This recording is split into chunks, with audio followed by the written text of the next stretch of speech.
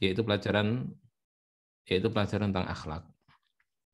Di mana kitab ini mengajarkan kepada kita akhlak seorang pengemban Al-Quran seharusnya seperti apa, dan juga nanti ada pembahasan tentang akhlak orang-orang yang tidak pantas menjadi pengemban Al-Quran, yang hanya menginginkan dari Al-Quran yang dihafalkan karena dunia saja. Untuk kita mengetahui dan kita menjauhi sikap-sikap tersebut. Nah, dalam pembahasan kita saat ini masih dalam pembahasan tentang akhlak hamalatul Quran, akhlak orang-orang yang mengemban Al-Quran, yaitu orang-orang yang hafal Al-Quran. Akhlaknya seperti apa? Ini kita usahakan untuk kita pelajari dan kita terapkan dalam kehidupan kita. Seorang yang belajar Al-Quran, mempunyai hafalan Al-Quran, tentunya akhlaknya paling baik. Tentunya akhlaknya adalah akhlak yang bisa menjadi contoh. Dan kemarin kita bahas, seorang yang mempelajari Al-Quran dan mengetahui isinya akan menjadi orang yang paling baik, karena dia adalah mengambil akhlaknya dari Al-Quran. Sebagaimana Nabi SAW dinyatakan oleh Aisyah radhiyallahu taala anha, beliau atau Aisyah radhiyallahu taala ditanya tentang akhlak Nabi SAW, dengan simpel beliau menjawab, kana khuluqul Quran. Akhlak Nabi SAW itu adalah Al-Quran. Maka akhlak beliau adalah akhlak yang paling baik, sampai dipuji oleh Allah Subhanahu wa taala, wa innaka la'ala khuluqin 'azim. Maka sudah sepantasnya kita untuk sudah sepantasnya bagi kita untuk mempunyai akhlak yang baik, karena kita adalah berkecimpung dalam Al-Qur'anul Karim.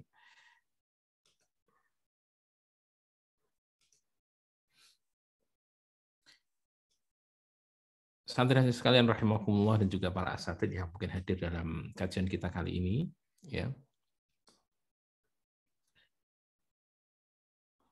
Kita akan lanjutkan, ya. Silahkan dibuka halaman 27 yang membawa kitab, bukunya. Kalau ada yang belum dapat atau sedang tidak ada, maka bisa melihat kepada layarnya, pada screen-nya. Ini saya share di sini, sehingga masing-masing dari kita bisa melihat. Dan saya harapkan ya menulis, baik menulis di buku langsung diterjemahkan, atau nanti menulis poin-poinnya dalam buku tulis, ya, dalam buku tulis. Nanti akan saya tanya, ya, insya Allah apa yang sudah ditulis.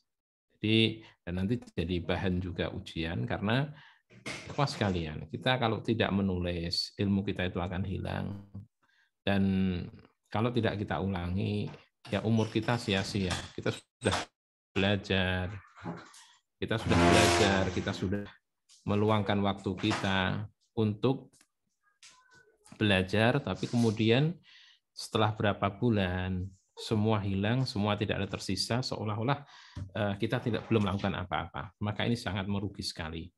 Maka mohon dituliskan dan nanti diulang-ulang, dipelajari dan diterapkan, dan nanti akan ditanyakan,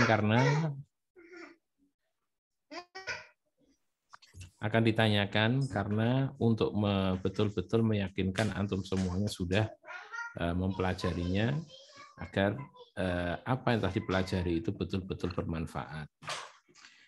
Silahkan ya, halaman 27 dilihat dan siapkan bukunya untuk menulis, baik ditulis di buku atau di buku tulis, di kitabnya ini atau buku tulis. Kita akan membaca halaman 27 alinea pertama, yatlubur rif'ata, ya. Ya, yatlubur rif'ata. Ini dulu sudah, tapi kita akan tekankan lagi karena ini sangat dalam, ya, maknanya. Dan seolah-olah saya sendiri mengulang-ulang apa yang ada di kitab ini, selalu seolah-olah setiap kali mengulang seolah-olah seperti baru pertama membaca, karena ternyata memang setiap kata-kata yang dituliskan oleh Imam Al-Ajuri dalam kitab ini mempunyai makna yang sangat dalam. Silahkan dibuka, dilihat, baik lihat di kitab atau mungkin lihat di screen. Kalau lihat di screen berarti harus menyiapkan buku tulisnya. Qala al-muallif Imam Abu Bakar Al-Ajurri rahimahullah taala. dalam Imam Al-Ajurri, Abu Bakar Al-Ajurri, dalam bab tentang akhlak para pengemban Al-Quran, beliau mengatakan, yatlubur rif'ata minallahi la minal makhluqin. Ya. Yatlubur rif'ata, mencari ketinggian derajat. Ar-rif'ah, derajat yang tinggi. Yaitu kemuliaan. Mencari kemuliaan, ya, mencari kemuliaan dari siapa? Minallahi, dari Allah. La minal makhluqin, bukan dari para makhluk. Seorang pengemban Al-Quran mencari selalu, ketika mencari selalu yang disibukkan atau selalu yang menyibukkan dia, itu adalah mencari kemuliaan dari Allah Subhanahu wa Ta'ala. Jadi bagaimana agar dirinya itu mulia di sisi Allah Subhanahu wa Ta'ala. Bukan mencari kemuliaan dari sesama makhluk. Ya, itu yang pertama, silahkan ditulis. Pelajaran hari ini, akhlak yang pertama adalah mencari kemuliaan dari Allah, bukan dari para makhluk. Yang pertama, silahkan ditulis. Ya, mencari kemuliaan dari Allah, bukan dari makhluk. Maka selalu yang disibuk itu bagaimana dirinya itu mulia di sisi Allah Subhanahu wa Ta'ala. Bagaimana sih caranya agar aku dicintai oleh Allah? Bagaimana caranya agar aku mulia oleh Allah? Bagaimana caranya aku diridhoi oleh Allah? Bagaimana aku itu dipandang baik dalam mata Allah Subhanahu wa Ta'ala? Seperti itu yang selalu dia sibukkan. Maka ketika sholat, bagaimana sih sholatnya baik? Ketika membaca Al-Quran, bagaimana agar bacaannya baik yang mendatangkan ridha Allah Subhanahu wa Ta'ala?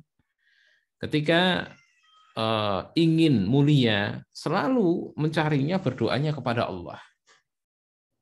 Ya. Bukan mencari kemuliaan dari makhluk. Mencari kemuliaan dari makhluk, ya mencari kemuliaan dunia. Yaitu ketika ingin mulia, kalau kita ingin mulia, itu kan mintanya kepada Allah. Baik mulia di dunia maupun di akhirat. Ya. Jadi kalau kita ingin dihormati manusia, minta kepada Allah. Kalau kita ingin dihargai, beribadahlah secara serius kepada Allah. Kalau kita ingin agar orang-orang itu mencintai kita, lakukan amalan-amalan dengan ikhlas karena Allah Subhanahu wa Ta'ala. Nanti Allah Subhanahu wa Ta'ala akan memberikan kecintaan orang-orang di sekitar kita kepada kita. Atau kemuliaan akhirat, ya mintanya kepada Allah. Kita ingin derajat kita tinggi di surga. Kita ingin nanti di padang mahsyar itu mempunyai kedudukan sendiri dikhususkan oleh Allah Subhanahu wa Ta'ala.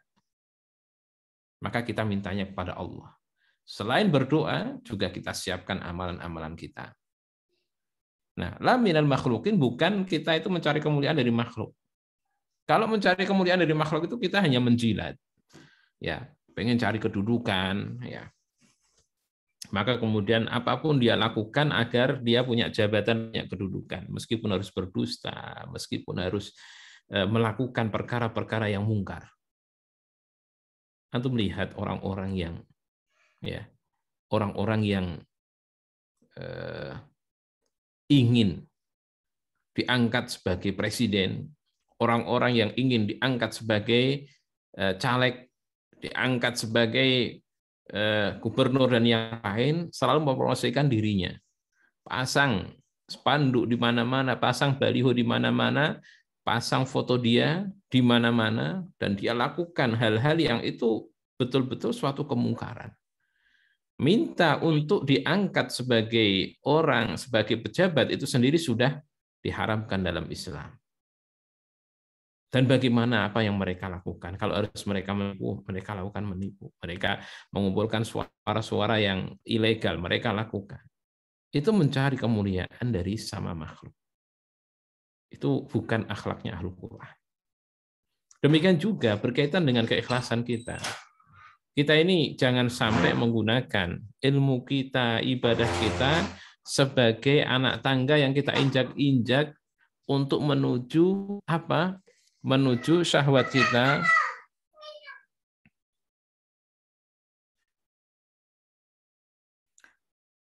syahwat kekuasaan. Kita cari ilmu, ya kita cari ilmu. Kemudian ilmu itu kita pakai dengan tujuan kita biar aku nanti adalah orang yang aku nanti jadikan sebagai khatib, aku nanti jadikan sebagai ustaz, aku nanti dilayani, aku nanti ngisi di mana-mana orang mendengarkan ucapan saya, di mana-mana orang memuji saya ingin punya follower yang banyak, saya ingin dan sebagainya. Itu mencari kemuliaan dari makhluk. Itu bukan akhlaknya pembawa atau pengemban Al-Quran, hamil Quran. Ya. Maka jangan mengharap kemuliaan dari sama makhluk.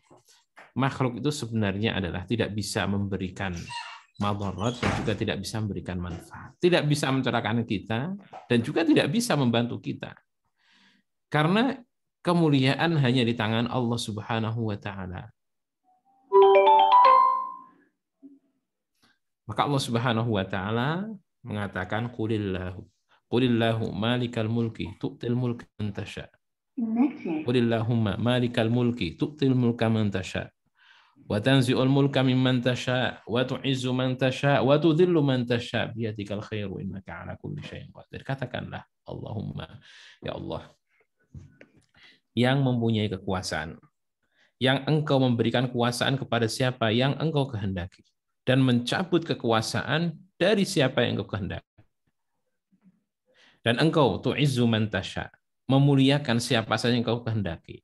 Wa tudhillu man tasha, dan Engkau merendahkan siapa saja yang Engkau kehendaki. Jadi kemuliaan, kemudian kekuasaan, jabatan, kemudian juga mulia di mata masyarakat, dihormati orang, dicintai orang, itu ada di tangan Allah Subhanahu wa taala. Orang yang menggunakan Al-Quran dan juga menggunakan ilmunya dengan tujuan agar dihormati manusia, itu nanti dia termasuk orang yang pertama kali diadab oleh Allah Subhanahu wa taala, dibakar dengan api neraka sebelum yang lain.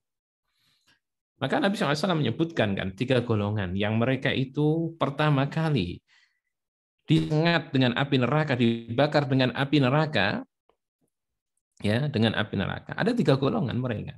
Yang pertama adalah orang yang berperang, tapi tujuan berperangnya adalah karena dia ingin dikatakan sebagai pemberani. Golongan yang kedua, orang yang banyak membaca Al-Quran dan mempelajarinya, dan mempelajari ilmu agama.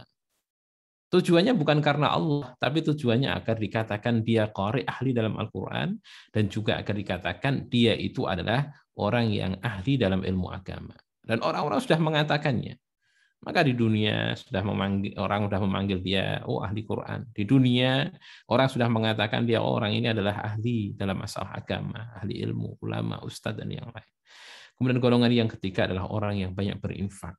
Berinfak bukan karena Allah, tapi berinfak agar dikatakan dia sebagai dermawan. Maka 3 golongan ini semuanya dilemparkan ke dalam api neraka pertama kali sebelum yang lain. Maka berhati-hati ikhwas sekalian. Betul kita ingin mulia, tapi mintanya kepada Allah. Kita ini kalaupun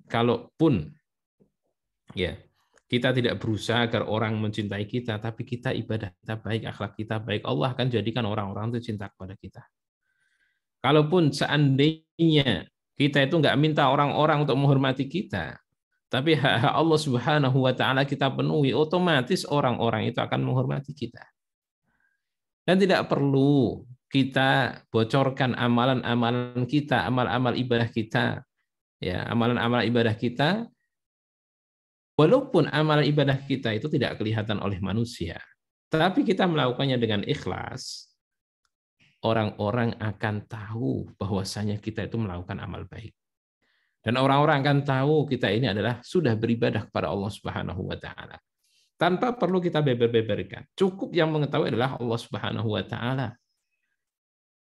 Maka kalau Ibnu Jauzi rahimahullah taala itu memberikan suatu perumpamaan bahwasanya amal atau ikhlas, ya, ikhlas, amal ibadah dilakukan dengan ikhlas, itu seperti minyak wangi, ya, seperti minyak wangi yang tidak kelihatan, tapi orang mencium baunya.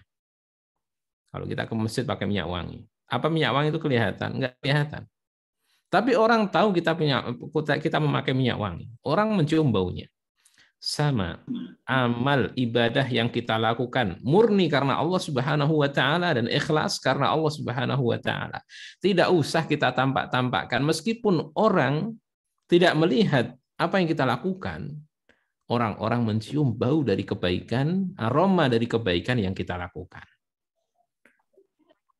Dan justru orang-orang yang mulia dan dimuliakan oleh Allah Subhanahu wa taala di depan manusia, mereka adalah orang-orang yang banyak ibadah dan ibadah yang mereka tidak tampakkan, ibadah yang hanya di antara mereka dengan Allah Subhanahu wa taala. Dan mereka hanya berharap pada Allah Subhanahu wa taala. Namun justru kemudian amal mereka itu tampak oleh manusia, amal mereka itu dicium aroma harumnya oleh manusia, dan manusia menghormati mereka. Orang-orang yang ikhlas, orang-orang yang betul-betul dalam ibadah itu niatnya karena Allah Subhanahu wa taala. Maka tidak perlu risau, tidak perlu khawatir. Yang mengatur manusia itu adalah Allah. Yang mengatur hati manusia adalah Allah Subhanahu wa taala. Maka kita diberi pesan, aslih ma bainaka wa bainallah, yuslih bainaka wa bainan nas. Yang penting perbaiki hubunganmu dengan Allah Subhanahu wa taala. Allah akan perbaiki hubunganmu dengan manusia. Itu akhlak yang pertama, ya. Tadi silahkan ditulis, yaitu hanya mencari dan mengharap kemuliaan dari Allah, bukan dari sesama makhluk. Ya. Kemudian akhlak yang kedua, maqitun lil kibri, khaifan ala nafsihi minhu. Itu akhlak yang kedua. Maqitun lil kibri, sangat membenci kepada sifat sombong. Khaifan ala nafsih, dan dia takut terhadap dirinya minhu, dari sikap sombong tersebut. Ini sifat yang kedua, silahkan ditulis. Ya, silahkan ditulis. Jadi seorang pengemban Al-Quran itu sangat membenci kesombongan dan selalu meneliti dirinya, apakah dia itu terkena kesombongan, apakah dia masih punya sifat sombong, dan sangat takut kalau dirinya itu masih mempunyai sifat sombong. Maka dia terus memonitor dirinya, dia terus melihat-lihat kepada dirinya. Ketika berbicara, apakah pembicaraan saya itu menunjukkan orang yang sombong? Ketika berjalan, apakah cara jalan saya cara jalan yang sombong? Ketika saya memakai pakaian, apakah bentuk pakaian saya bentuk pakaian yang sombong? Ketika kita memakai kendaraan, apakah kita menyombongkan diri dengan kendaraan kita? Itu selalu kita khawatir. Kemudian, kalau kita kemudian terjatuh dalam sikap sombong, kita segera bertaubat, segera istighfar pada Allah Subhanahu wa taala karena sangat takut pada sifat kesombongan ini. Kenapa kita harus takut pada sifat sombong? Iya, karena ini menghalangi seseorang masuk ke dalam surga. Allah Subhanahu wa taala haramkan orang yang mempunyai sifat kesombongan dari masuk ke dalam surga. Enggak boleh masuk surga orang yang hatinya ada kesombongan, enggak boleh. Maka dalam hadis Nabi SAW menyatakan la yadkhulul jannata man kana fi qalbihi mithqalu habbatin min khardalin min kibrin.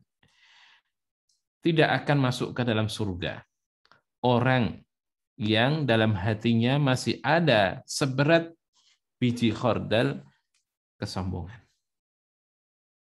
Apa kesombongan ini? Ya, bentuk kesombongan di sini, maka ada yang bertanya kepada Nabi, kalau seperti itu bagaimana?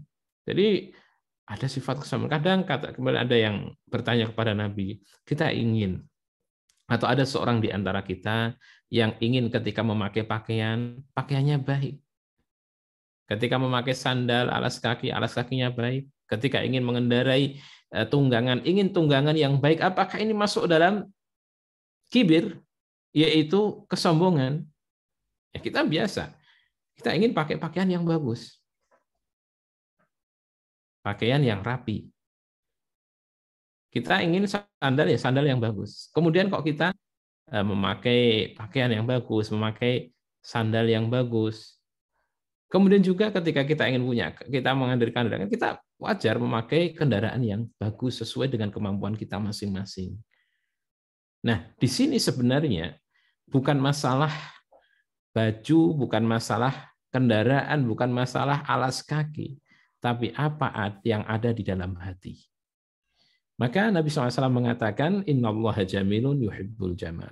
Sesungguhnya Allah Subhanahu wa taala itu maha indah dan menyukai keindahan Artinya, memakai pakaian yang indah, memakai alas kaki yang indah, mengendarai kendaraan yang indah itu enggak masalah karena Allah Subhanahu wa taala menyukai keindahan. Nah, apa itu kesombongan? Beliau menyatakan al-kibru batarul haqqi wa ghamtun nas. Ini kalau ada dalam hati ini, baru itulah kesombongan. Apa itu? Dua hal. Silahkan dicatat. Kesombongan di sini adalah apa? Batarul haq. Yang pertama, ada dua sifat. Yang itu adalah sifat kesombongan. Yang pertama, batarul haqqi, menolak kebenaran. Yang pertama. Yang kedua, wa ghamtun nas, dan merendahkan manusia. Ini kesombongan. Dua hal ini, inilah kesombongan. Salah satu di antara keduanya ini sudah menunjukkan sombong. Seseorang, ini sifat yang pertama adalah menolak kebenaran. Dia dinasihati, ini ada kebenaran. Ini ada ayat Al-Quran, ini adalah hadis Nabi SAW, ini ada petuah ulama. Dia tolak. Dan dia remehkan. Dia tidak apa namanya? Dia tidak ambil, tidak terima. Itu adalah batarul haq. Menolak kebenaran. Maka hati-hati. Jangan sampai hanya karena gengsi, jangan sampai hanya karena tidak senang dengan seseorang ustaz atau tidak senang dengan orang yang menasihati. Kemudian ketika kita dinasihati, kita tolak kebenaran tersebut. Kalau kita menolak kebenaran, itulah namanya batarul haq, dan itu sifat kesombongan. Ya, sifat kesombongan. Kemudian, pas kalian, ya. Yang kedua, ghamtun nas, itu adalah merendahkan manusia. Apa makna merendahkan manusia? Ya, kita anggap kita ini lebih tinggi daripada yang lain. Ketika berjalan itu semua yang di sekitar kita itu adalah di bawah kita. Atau ada orang yang masih kita rendahkan. Ada orang-orang yang kita anggap remeh, orang-orang yang kita cela. Ya.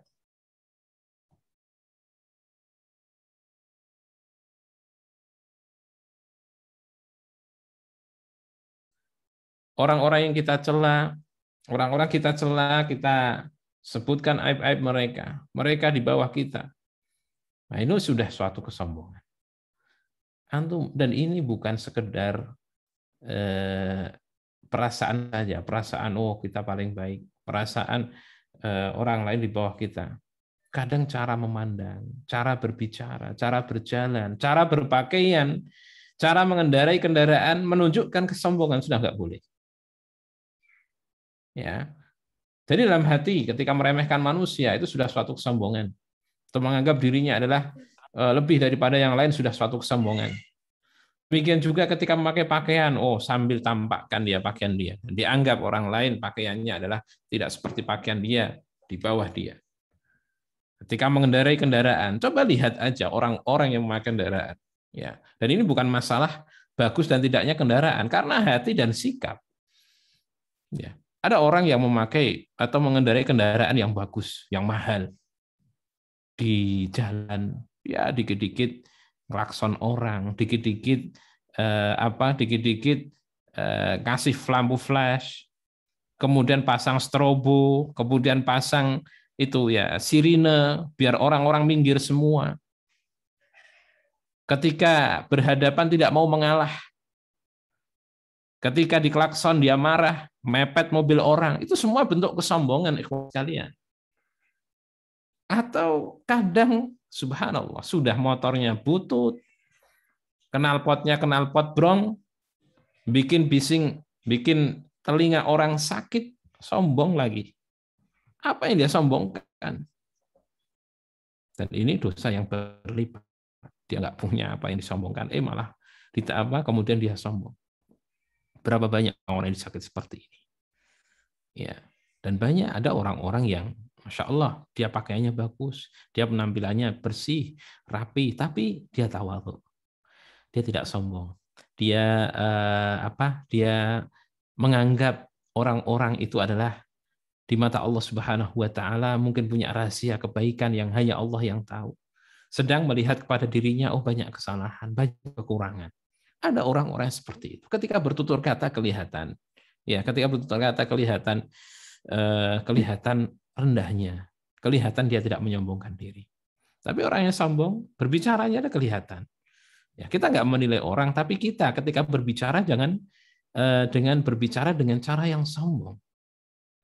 Ya, maka saya nggak seneng ketika santri itu manggil temannya dengan panggilan-panggilan yang merendahkan. Ya, panggilan, julukan itu nggak boleh di pondok ya. Atau manggil dengan bukan namanya.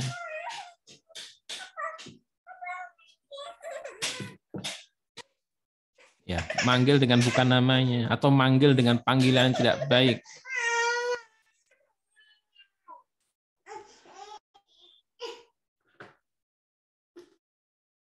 Afan sebentar.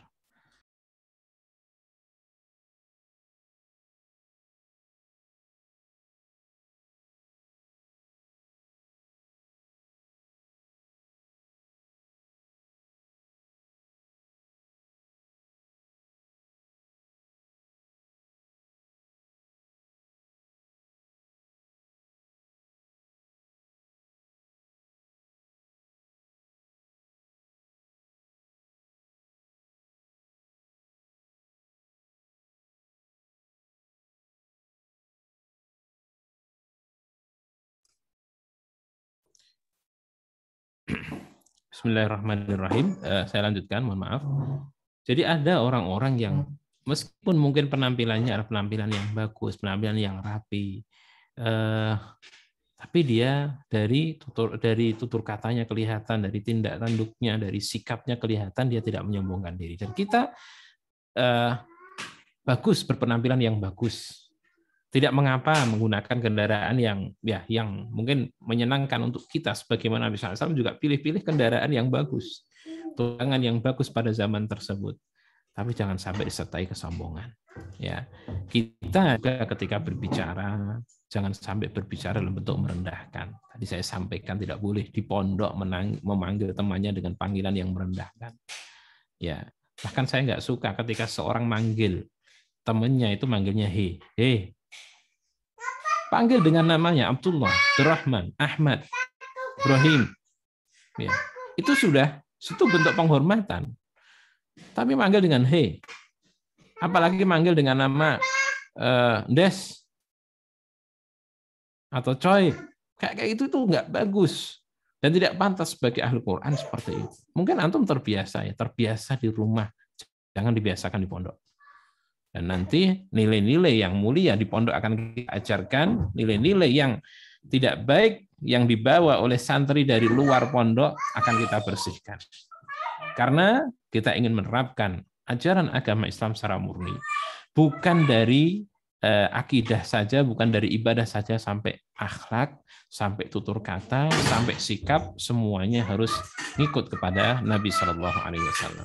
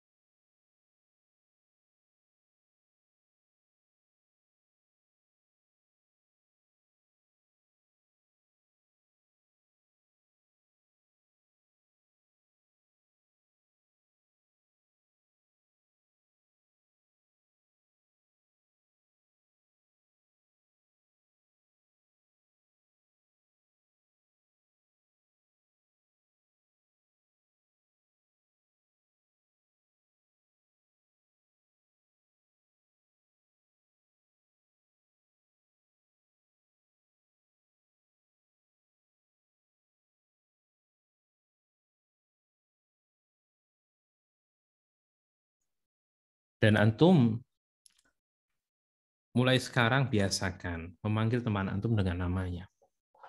Ya. Kemudian ketika berjalan saja kelihatan kita nggak boleh berjalan dengan sombong. Ya, walaupun niatnya nggak sombong, tapi tadi cara berbicara yang sombong, cara berjalan yang sombong, menghadapi orang dalam bentuk menyombongkan diri, meskipun mungkin dalam hati nggak berniat sombong, itu sudah bisa dianggap sebagai kesombongan. Jadi kesombongan ini kesombongan dalam hati dan bisa kesombongan dalam sikap. Maka Allah Subhanahu wa taala nyatakan dalam nasihatnya Luqman kan, wala tusair khaddaka linnasi wala tamshi fil ardi maraha. Jangan kamu palingkan pipimu dari manusia. Wala tamshi fil ardi maraha, dan jangan berjalan di muka bumi dalam keadaan menyombongkan diri. Ya, jadi kalau kita bertemu dengan orang, malah kita melengos, pandangan kita buang ke tempat yang lain, itu sudah suatu kesombongan. Antum berbicara dengan bapak, berbicara dengan ibu, wajahnya nggak dihadapkan kepada bapak, kepada ibu, malah main HP, sambil ngomong sambil main HP, atau melakukan apa, itu kesombongan. Kalau berbicara, biasakan menghadap ke wajah orang yang kita ajak bicara. Berjalan dalam keadaan maraha, dalam keadaan sombong, itu adalah cara berjalan yang bergoyang ke kanan dan ke kiri, membusungkan dada. Seolah-olah dia yang paling hebat. Itu tidak boleh dalam Islam. Dan seorang penghafal Al-Quran juga tentunya lebih lagi tidak boleh mempunyai sikap seperti itu. Berjalan yang menunduk, berjalan yang sopan, berjalan yang berwibawa. Dan orang-orang itu akan respect kepada orang-orang yang seperti ini. Ya, apabila punya akhlak seperti ini. Coba kalau kita lihat ada orang ketika berjalan busungkan dada, siapa yang senang? Siapa yang akan menghargai? Nah, tapi kalau kita yang seharusnya jadi panutan, orang yang berilmu, orang yang punya hafalan Al-Quran, ya cara berjalannya harus kelihatan cara berjalan yang sesuai dengan adab-adab dari Nabi Shallallahu Alaihi Wasallam. Ya. Jadi itu sifat yang kedua, membenci kesombongan dan sangat takut kalau tertimpa kesombongan. Ya, sifat yang kedua. Jadi benci kepada kesombongan dan takut kalau dia mempunyai sifat sombong seperti itu. Kemudian sifat yang ketiga, sifat ahlul Quran, ya, yang ketiga, la yata'akkalu bil Quran. Silahkan tulis, tidak menggunakan Al-Quran sebagai alat untuk mencari makan. Ya. Paham? Al-Quranul Karim, ikhwas sekalian, ya, Al-Quranul Karim, Al-Quranul Karim itu adalah ibadah kita kepada Allah Subhanahu wa taala. Dan tidak boleh dipakai sebagai alat untuk mencari dunia. Di sini untuk mencari makan. Dan ini kalau menggunakan Al-Quran sebagai alat untuk mencari makan, maka telah menjual Al-Quran dengan harga yang sangat murah. Merendahkan Al-Quran. Dan ini seperti sifatnya orang-orang Yahudi dan Nasrani yang telah membeli ayat-ayat Allah Subhanahu wa taala, artinya menjual ayat-ayat Allah Subhanahu wa taala demi untuk dunia yang sangat remeh.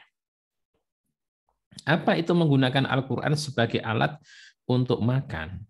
Ya, dia nggak punya pekerjaan kecuali punya hafalan Al-Qur'an.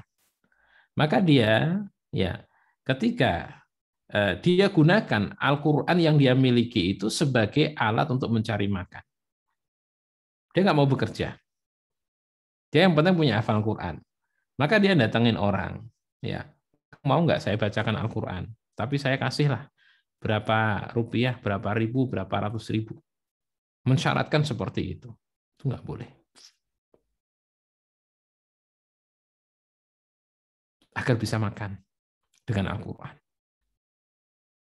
Kemudian diundang ke sana kemari untuk membacakan Al-Quran. Tujuan dia mengikuti atau mau diundang itu agar dapat amplop. Membaca sekian ayat dapat duit sekian. Dia pakai duit itu untuk makan. Itu menggunakan Al-Quran sebagai alat untuk mencari makan. Atau ini, ikhwas sekalian, antum harus hati-hati. Ketika nanti antum punya hafalan Al-Quran, jangan antum gunakan Al-Quran itu sebagai alat untuk sebagai alat untuk mendapatkan manfaat dunia. Sebagai contoh, ketika antum ngantri dalam mungkin urusan-urusan, antri di puskesmas, antri di loket, antri di kereta, antri di pesawat, antri di sekarang mulai antri vaksinasi atau antri di bank. Antum nggak mau ngantri karena apa? Aku kan hafal Al-Quran. Inginnya apa? Dimuliakan, atau ingin diprioritaskan. Ketika antum beli baju umpamanya, atau beli sarung, beli sajadah, atau beli kitab. Ketika akan bayar, antum gunakan Al-Quran. Aku hafal Al-Quran loh, tolong dikasih diskon. Aku itu santri Quran. Aku itu guru Quran. Ayo kasih diskon dong. Itu sama menggunakan Al-Quran untuk mencari makan, mencari dunia. Tidak boleh. Jangan bawa Al-Quran kalau masalah dunia. Ya, jangan bawa Al-Quran. Atau memaksa murid-muridnya untuk melayani dia. Ada orang, sebagian saya menemui dan sebagian mengaku memang pengen punya pesantren, tujuannya agar punya santri yang santri-santri itu membantu kehidupan dia sehari-hari. Nah, ini berbahaya sekalian. Membuat tahfidz Quran atau rumah Quran dan sebagainya. Tujuannya apa? Agar punya murid-murid yang nanti bisa membantu dia memenuhi kebutuhan dia. Ya, tidak boleh. Kalau dalam masalah kebutuhan kita, alhamdulillah Allah Subhanahu wa taala berikan pada kita kesehatan dan kekuatan. Ya kita gunakan kesehatan dan kekuatan kita untuk memenuhi kebutuhan kita. Dan kita bekerja. Kita mencari nafkah. Kita mulia. Kita tidak merendah, mengemis kepada orang. Tidak menggunakan Al-Quran demi untuk mendapatkan rupiah. Al-Quran sendiri itu antara kita dengan Allah Subhanahu wa taala mencari nafkah sendiri. Maka kita di antara program kita di pesantren kan kita coba untuk ajari santri-santri itu punya keterampilan. Yang dengan keterampilan nanti dia bisa bekerja, bisa mencari nafkah, bisa mandiri dan bisa mulia. Ya, dan terhormat gitu. Karena tidak membebani orang, tidak ngemis-ngemis, tidak menunjukkan kebutuhan dia pada sama manusia, karena pantasnya menunjukkan kebutuhannya kepada Allah Subhanahu wa taala. Ya. Punya keterampilan sendiri dan di situ mencari dunianya. Adapun berkaitan dengan kita mengajar Al-Quran, kita usahakan adalah kita ajarkan, kita tidak mengharap kecuali pahala dari Allah Subhanahu wa taala. Coba lihat dalam surat Asy-Syu'ara, setiap nabi ya. إذ قال لهم أخوهم نوح ألا تتقون إني لكم رسول أمين فاتقوا الله وأطيعون وما أسألكم عليه من أجر إن أجري إلا على رب العالمين. Nabi Nuh mengatakan seperti itu. Aku tidak minta kepada kalian upah sedikit pun, karena yang memberikan balasan adalah Tuhanku, Tuhan semesta alam. Ketika إذ قال لهم صالح ألا تتقون إني لكم رسول أمين فاتقوا الله وأطيعون وما أسألكم عليه من أجر إن أجري إلا على رب العالمين. Itu yang dikatakan Nabi Nuh, yang dikatakan Nabi Saleh. Kemudian dikatakan Nabi Hud, ya Nabi Hud dan juga nabi-nabi yang lain tidak meminta apapun dari apa yang diajarkan kepada umat kecuali meminta kepada Allah Subhanahu wa taala balasan dan pahala darinya. Tidak minta kepada manusia. Maka di sini kemuliaan orang yang bisa menjaga Al-Qur'an dia dari dipakai untuk memenuhi kebutuhan sehari-hari. Jadi jangan sampai seperti itu. Dia harus menjaga. Nah, nanti insya Allah kita usahakan dalam kehidupan kita nanti kita punya keterampilan, kita punya bisa mencari nafkah sendiri. Adapun Al-Quran kita ajarkan kepada manusia dan upah dari kita mengajar Al-Quran kita hanya harapkan dari Allah Subhanahu wa taala. Jadi itu sifat yang keberapa? 1, 2, 3. Sifat yang ketiga. Kemudian sifat yang keempat, wala yuhibbu an tuqda lahu bihil hawaij. Dan dia, sifat yang keempat silahkan ditulis. tidak suka apabila dengan Al-Quran itu, atau tidak suka menggunakan Al-Quran agar kebutuhannya dipenuhi oleh orang. Ya. Tidak suka menggunakan Al-Quran sebagai alat agar dipenuhi kebutuhannya. Artinya orang-orang memenuhi kebutuhan dia. Karena seperti tadi, sebagian orang ya dia punya kelebihan dalam hafalan Al-Quran, dia punya ilmu dalam Al-Quran, dia mengajar Al-Quran, tapi dia ingin agar orang-orang yang diajar itu membantu dia, memenuhi kebutuhan dia dan sebagainya, menghormati dia, di mana-mana harus dia yang jadi dia dilayani, dicarikan tempat tinggal, dicarikan kendaraan dan sebagainya. Ingin dipenuhi kebutuhannya. Ini bukan sifatnya ahli Quran. Dia berusaha, dia mandiri. Dia menjaga izzah kemuliaannya, tidak butuh kepada tidak merengek kepada manusia, tidak merendah kepada manusia, menjaga. Dia bisa mandiri melakukan semuanya dengan kemampuan dia. Ya. Kemudian sifat selanjutnya yang kelima adalah wala yas'abihi ila abnail muluk, dan tidak menggunakan Al-Qur'an sebagai alat untuk mendekat kepada anak-anaknya raja, yaitu para pejabat, orang-orang yang kaya, orang-orang punya kekuasaan. Artinya tidak dipakai untuk mendekat kepada, tidak memakai Al-Quran untuk mendekat kepada penguasa atau keluarga raja dan sebagainya. Karena zaman dulu ada orang-orang yang Masya Allah mungkin punya ahli dalam Al-Quran, tapi dia pakai Al-Quran tersebut untuk sebagai alat agar bisa diterima di istana. Sehingga ikut dalam majelis-majelisnya raja, dan anak-anaknya raja, makannya enak, tinggalnya di istana, dan sebagainya. Apa yang membuat dia seperti itu? Ya karena dia punya Al-Quran itu. Jangan sampai digunakan seperti itu, ikhwas sekalian.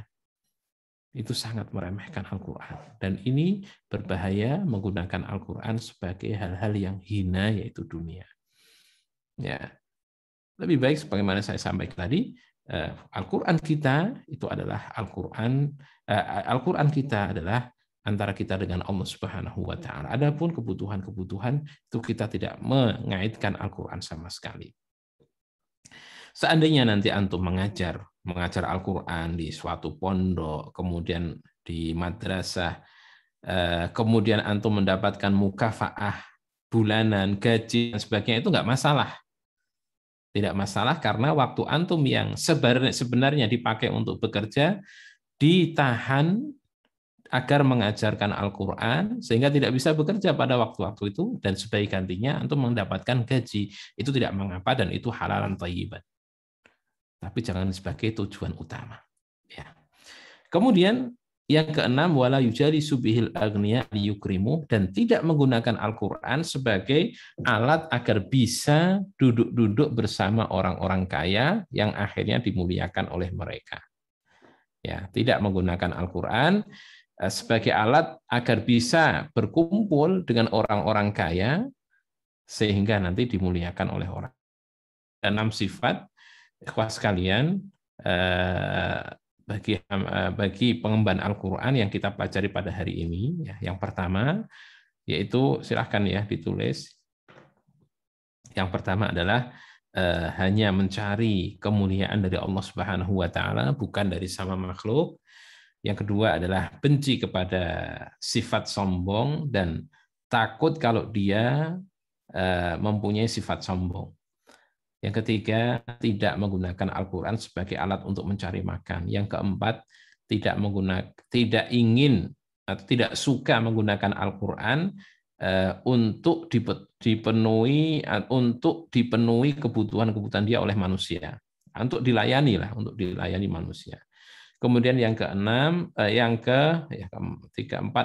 kelima adalah tidak menggunakan Al-Quran sebagai alat untuk masuk ke keluarga-keluarga raja sehingga bisa ikut duduk dengan mereka, ikut dapat fasilitas mereka, Dan juga yang keenam adalah tidak menggunakan Al-Quran sebagai alat agar bisa berkumpul dengan orang-orang kaya yang dengan Al-Quran itu dia dimuliakan oleh orang-orang kaya. Jadi cari kemuliaan atau cari agar orang-orang kaya itu menghormati dia karena Al-Quran dia. Nah, ini sifat-sifat ini ditulis ya. Sifat-sifat ini ditulis dan dipelajari, diterapkan, dan nanti insya Allah juga akan ditanyakan ya, ditanyakan dalam ujian kita ya. Santri-santri sekalian rahimakumullah, kita bahas pada kesempatan malam kali ini. Semoga Allah Subhanahu akhlak sebagai pengemban Al-Quran dan Allah berikan berkah dalam Al-Quran, berkah dalam berkah pada kita dengan Al-Quran ini ya.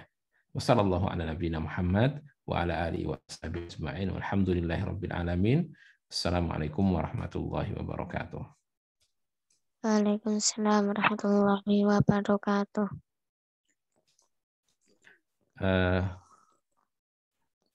Ya, dimohon sebelum atau kalau ada yang bertanya saya persilahkan, dan dimohon untuk pengampu untuk mengabsen yang hadir pada malam kali ini. Ya. Tafadhal.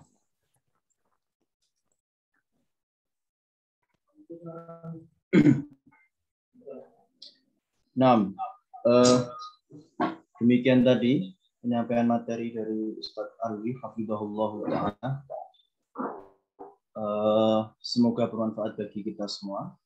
Monggo santri-santri yang ingin bertanya, kami persilahkan bisa langsung mengaktifkan mikrofonnya atau bisa melalui chat. Tafadhol. Ya, Faris mau tanya, Faris. Ustaz, yang keenam tadi kan tidak menggunakan Al-Quran sebagai alat untuk orang kaya. Kalau orang kayanya dulu yang ngajak, gimana? Ya, pertanyaan yang bagus. Tadi siapa yang nanya? Siapa, Mas? Apa, Ustaz? Faris. Faris Kalimantan. Iya, Ustaz. Oh ya. Suaranya sudah beda, Mas. Sudah tambah gede, Masya Allah. Lama nggak ketemu. Lupa saya suara antum. Faris santri lama toh? Iya, Ustaz. Oh ya. Sudah mirip Mas Dimas suaranya. Jadi gitu. Memang umumnya penghafal Al-Quran itu disukai orang. Dari mana-mana jadi idola. Kalau itu bukan tujuan kita, itu tidak mengapa. Ya, tapi terus hati-hati. Artinya kalau mereka mengundang kita di majelis mereka, mungkin ada pejabat, mungkin ada penguasa, kemudian ada orang yang tokoh, demikian juga ada orang kaya, memanggil kita, mengundang kita untuk duduk di majelis mereka, itu nggak masalah. Selama itu majelisnya baik, apalagi kalau kita di situ kita bisa mengajar, kita bisa menyampaikan ilmu kita, ya kita datang. Kita datang nggak masalah. Tapi ingat, jangan sampai kita kecanduan. Sehingga nanti kalau nggak diundang kita marah. Atau kita berusaha bagaimana terus diundang terus dalam acara mereka. Jangan sampai. Jadi kita ini wajar-wajar saja. Ketika diundang, datang. Ketika sudah selesai, segera pulang lagi. Karena majelis-majelis, biasanya majelis-majelis orang kaya, di situ tidak lepas dari kemungkaran. Kecuali ya sedikit saja orang-orang kaya yang mereka bertakwa kepada Allah dan diberi ilmu oleh Allah Subhanahu wa taala. Karena kekayaan itu kalau tidak dikontrol dengan agama, tidak dikontrol dengan warak, biasanya akan menjerumuskan. Ya. Dan alhamdulillah sebagian dari ustaz-ustaz kita ya diterima di pemerintahan, diterima di beberapa perusahaan, kemudian juga dekat dengan orang-orang yang kaya. Itu bukan karena mereka berusaha, tapi berusaha untuk ke situ, tapi memang orang-orang ini mendekati ustadz-ustadz ini. Maka kalau memang itu adalah mereka yang meminta, tidak mengapa, datangi. Tapi jangan sampai ya kita berusaha, berambisi, jangan sampai. Ya. Dan inilah kemuliaan. Jadi kalau kita itu menjaga izzah kita, ya, menjaga izzah kita, wibawa kita, orang-orang yang akan butuh pada kita, yang akan mengundang kita, yang manggil mereka, tanpa kita memaksa diri untuk datang ke sana. Tidak perlu. Ya. Jaga izzah kita, kemuliaan kita. Yang penting kita berilmu, yang penting kita punya Al-Quran. Orang-orang yang nanti akan membutuhkan pada kita. Kita tidak butuh pada mereka. Ya. Jadi seperti itu, Mas. Datang nggak apa-apa, asal itu adalah bukan dari usaha kita. Ya. Dan datangi dengan cara yang baik sehingga nanti mereka ikut senang dengan Al-Quran, mereka bisa didakwahi dan sebagainya. Kita ajak untuk kebaikan, kita bisa punya kesempatan mengajak mereka kepada kebaikan dan juga bisa mungkin mengingkari kemungkaran-kemungkaran yang mungkin tidak diketahui oleh mereka. Ya, Wallahu ta'ala.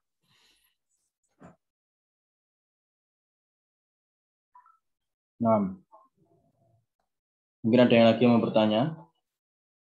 Tafadhol, dipersilahkan.